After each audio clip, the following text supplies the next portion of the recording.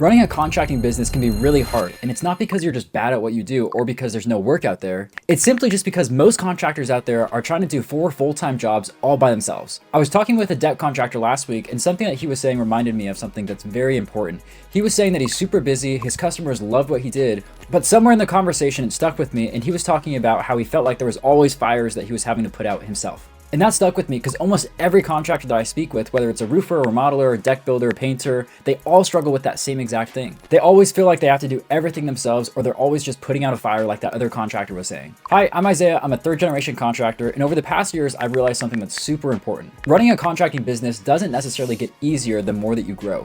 And in a lot of cases, it gets harder for most contractors. And it's not because they just have more work, because if that was the case, their business would be awesome. It's just because as they scale, they now have more responsibility to manage. And the mistake that a lot of contractors make is they think that their only job is to just make a good project for their client. And it isn't. You actually have 4 different jobs when you think about it. The first thing is producing quality work, and that's something that obviously everybody knows. Simply, if the quality isn't there, then nothing matters. The second is bringing in high quality opportunities, because even the best contractor in a town can stay really slow if no one even knows that they exist. Now for this, you don't necessarily have to be everywhere, although I recommend it. You just have to be visible when someone is looking for a service that you offer. The companies that continue to grow are the ones that don't disappear when they get more projects. They're the ones that stay consistent. The third job that you have as a contractor is leading people correctly. Now, whether you have 1 employee or 50 employees, eventually your team is the limiter of how fast you can grow. And that's a tough transition because most contractors get into the trade because they're good at what they do. It's not because necessarily they're good at leading people. And most contractors figure out this through trial and error. And the last job that you have as a contractor is thinking ahead. And this is probably the easiest one to ignore because today's problem seemed like the most important thing to focus on. Whereas next month's or next year's goals doesn't seem to matter as much. But if every conversation and everything you're constantly having to think about is only what to do today or this week, your business is going to be in the exact same position that it is right now 3 years from now. And I think this is why most contractors constantly feel stuck. They're working incredibly hard, but most of their time is only spent reacting to things and not preparing for things. They're constantly just answering calls, running estimates, fixing any problem that comes up, but they're not focusing on the things that are actually going to be improving the business overall. As the saying goes, they're working in the business and not on the business. I used to think the most successful contractors out there were the ones that were just constantly working harder. Now, I think that it's just because they work differently. They train their team and they make processes that are easier as you continue to do them.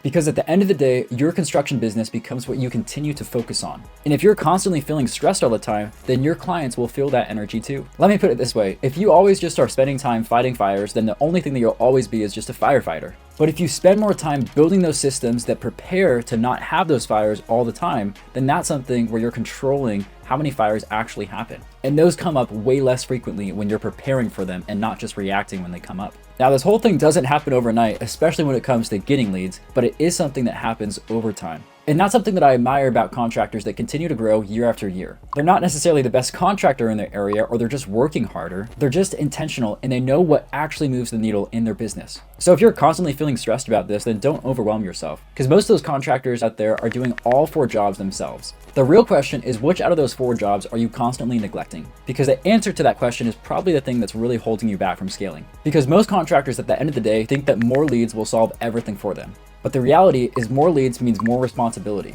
If you're not sure where that gap is in your contracting business, we'd be happy to help out and show you exactly step by step how we would improve your business. We offer a free consultation where we come in and show you exactly what has helped the other contractors that we're helping to scale right now. We'll even show you exactly what we would do if we were in your position, and you can then try to do it yourself, or you can have us come in and do it for you. Sometimes you're a lot closer to scaling than you actually think, and you just need somebody to come in and take a quick look at what you have going on. If that sounds interesting, then go to our website at zealmediasolutions.com and book a call with me below.